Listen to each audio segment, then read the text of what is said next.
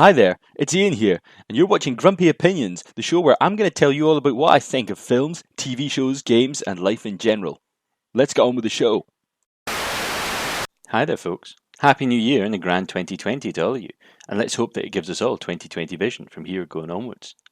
And remember, as always, you can follow me on Twitter at Grumpy Opinions. And for now, let's open things up a wee bit here. That's better, isn't it? Outlander, as you may well know, is the TV show made by Starz TV and released by Amazon Prime here in the UK, other places elsewhere in the world. And it's coming up now to its 5th season. And it's been a show that I've covered since my channel began, right from the very first episode. So, for fun, this year I thought I'd do a bit of a catch-up video and cover some of the released trailers, the promos, as well as making some predictions for what I think's coming up on this show. In case anybody's new to the channel and wants to just jump in here, I'm afraid I'm not going to be doing a complete rundown of everything that happens on all the seasons up until now, because that would take absolute ages. That's something maybe I'll do further down the line, maybe at the end of season 5 before season 6. But to get on with it, Outlander is a story of a whole group of folk, some of whom can time travel through sets of magical stone circles, and currently all of whom are presently living in late 18th century America, making living as homesteaders in the New World. So to keep it short and sensible, let's start by talking about the people this show is about. The main character in Outlander is Dr. Claire Fraser, nee Beecham, nee Randall, nee Beecham again. Anyway, she was a World War II nurse and later on became a Harvard-educated doctor and surgeon, and she's been back and forwards in time a few times, having scooted to Jacobite times by mistake, way back in 1945, and getting hitched and pregnant, and then scooting back to live in the 20th century, because she got out at the Battle of Culloden because it was looking nasty. And then she returned a good 20 years later. Now she's back in her true love's arms with her daughter at her side, and things seem to be going pretty well for her, right? And then we've got Jamie. Now, Jamie's Claire's 18th century Highlander Jacobite husband. He's fought in at least 2 wars, he's been imprisoned, he's been whipped, he's been beaten, he's been tortured. And amidst that happening, he still found time to run a sideline and looking after horses, printing, vintnering, and a bit of seditious activity. And now in the New World, he's working up to hunting and farming and the like. And who knows where things are going to take him and the rest of the crew, since, his rich, blind, widowed aunt has been after him to take over the family plantation. And at the same time, the local governor, Tryon, wants his battle expertise, but that could make things a wee bit difficult. Because there's also Jamie's godfather, Murtaugh, and he's a proper old-school Highland laddie, with a gruff exterior but a nice eye for the ladies. Oh aye. And he fought alongside Big Jim at Culloden and various other places, and he's been kind of a stand-in father figure ever since Jim's dad died. He's also like his sidekick and his confidant, and he basically is the guy he goes to when things are going wrong. The trouble is, in this new world, they got separated for a long time, and when they met back up, Murtaugh had been deeply embroiled in the Regulator Uprising. And at the same time, he's now doing a bonk on Jamie's aunt, which is only going to make things even more complicated. Added into the mix, we've also got Jamie and Claire's time-travelling daughter Brianna, and she was raised back in the 20th century, largely by Claire's now deceased future husband Frank. And she came back in time to try and save her real parents from a fire, and she read about it in an oddly vague newspaper clipping. Of course, things never run smoothly in Outlander land, so she also got raped by a pirate on the night of her hand fastened to her future beau, Roger, just after they'd had a big argument and fallen out. And at the end of last season, she just had a baby of kind of dubious parentage. And that leaves Roger. He's a 20th century historian, one who helped Bree and Claire do a bunch of research that led to them finding Jamie. And then he came back himself to try and help Bree, only he got mistaken for a rapist by a daft lassie and Jamie, and beaten near to death, sold into slavery, nearly killed, and then finally rescued. Only to then be told immediately about Brianna's rape and pregnancy, and told he had to make up his mind about if he was going to stay or go home right there and then. But luckily, he decided to come back and do the good dad bit. And speaking of dads, considering at this point the only real villain of this new world is actually Eragon himself, the dread pirate Stephen Bonnet. Now, he was last seen fumbling for the key to his chains in a jail cell went boom. And, I've seen telly, you've seen telly, so there's pretty much next to no chance he's actually dead, and he's going to be wandering around somewhere having escaped.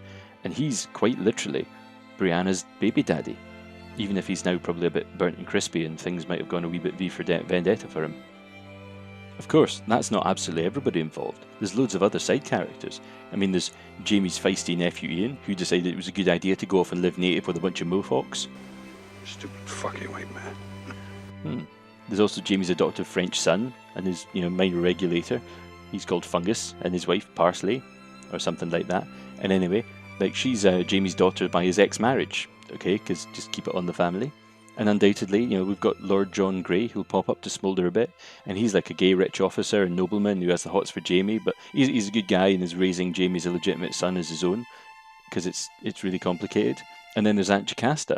She's Jamie's blind but really witty and conniving, like plantation-owning aunt. And her head of the household is Ulysses, and he's totally loyal to a fault and not anyone's fool. And kinda I figure that the pair of them had something going on, but maybe not. Maybe so. And then there's also John Quincy Myers. He's like a kind of Grizzly Adams sort who lives around there, and Governor Tryon, who apparently was actually a real person. So, I mean, there you go.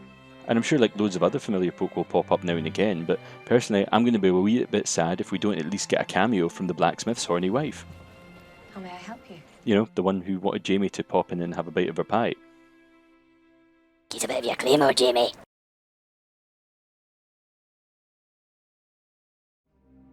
So when Season 4 left off, there was an awful lot up in the air. I mean, Season 4 itself had so many things going on. Uprisings in Wilmington, there were jail heists, problems with locals, problems with the natives, and by the end of the season, things were kind of in turmoil, even as they'd settled down. Roger had just returned, but there was still a huge amount outstanding of ire between him and Jim. There was him and Brianna, him and the baby, all these problems, all these questions, huge amounts of questions about what these two very much modern-day 20-somethings are going to do in this new world of the past. And it was a little bit different from the others. I mean, Jamie especially, because he's literally a man from the 18th century. This is his time. He understands things. The world's growing on and he's getting older, but he still kind of understands things better than everybody else. And Claire, she grew up all like Indiana Jones with her uncle, so she doesn't really care about hardships. She's also like fought through a war and has been as a battlefront nurse.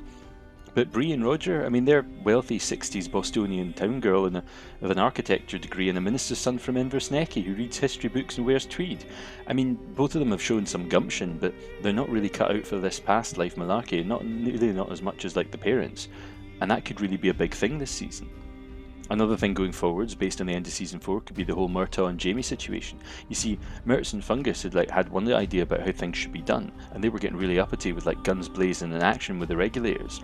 And that led not only to Murtaugh getting captured and having to be like broken out of jail because he was sentenced to be hanged, but openly getting freed by Fergus and the other main regulators right in front of Lord John, which, causes more complications because he's kind of on side with Jamie.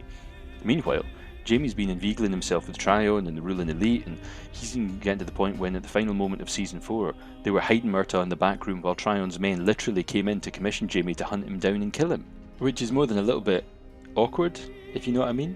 Naturally, it also means there's going to be no shortage of tension and potential conflict going to arise between Murtaugh and Jamie, between duty and pride, law and nationality, and loads of other stuff. And I reckon that could be a really big thing this season as well. And from Jamie's point of view, he's trying to play both sides against the middle, because his friendship with Tryon managed to get him to at least pretend to have like the government on his side, and it's led to like clearly some money and some wealth and things and good standing and getting invited to big parties and meeting famous people. But his hand's now being forced, so he's going to have to make a decision for good or for ill and like nail his colours to the mast properly. Another thing that's looming up is this regulator business. Now, as you know, I don't really read the books, so I don't tend to look ahead, but I have looked up the regulators and the War of Regulation, and according to Wikipedia, it lasts about 6 years, and it's kind of a minor uprising that, ends in the Battle of Alamance, which isn't a huge battle, but Outlander's quite fond of doing small battles, and it should be seeing that on the horizon, as well as this all building up to like the War of Independence, which is about 5 years down the line from this. And I presume that Jamie and Claire and co will probably end up playing pivotal roles in that as well, but that's definitely a video for somewhere down the line. And that just leaves us with Claire. She's a bit of a wild card in this. Now, Claire's a really interesting person as far as I'm concerned, story-wise, because the first 3 seasons of the show absolutely evolved and revolved around her like struggle and plight. Her trying to get back to the future, and then her dealing with her not liking the future as much and missing Jamie. And one of the major issues of Season 4 was that Claire herself didn't seem to have much of an arc, a real story of her own. And I mean that in the sense of it was a major writing issue and a major plotting issue, because from a narrative sense, her character's kind of complete at this point. She's basically achieved more or less everything she actually wants. She's got her man, she's got her daughter by her side, she's got a home, she's got grandkids on the way, she's got no ties left to the old world, and she's kind of doing fine as a local wise woman and a healer in the Americas. And the trouble is, that kind of left a little bit of a sense of dithering last season, and it took me a long time to actually put my finger on what it was. It wasn't until way after the show had finished that season. Because Claire is Outlander to most extents and purposes. She is literally the Outlander in the title. So for her not to have a proper goal is kind of a problem for a protagonist. She's kind of the party healer when the rest of the crew get a hangnail or something, and that's not really great for her, and it means, she's got a role, but it leaves a great big hole in the show in a lot of ways because she's no longer a driving force in the narrative other than stepping in and saying, I've got an opinion. And that's a real problem, and Season 5 is going to have to resolve the problem of Ground Claire. And she's going to have to play a really pivotal role, or we're going to feel exactly the same problem again. But I'm afraid that's going to be it for now. But look for part 2 of this video series and the build up to the show coming back on TV, and it'll be online very soon. So till then, I've been Ian. And these have been some grumpy opinions.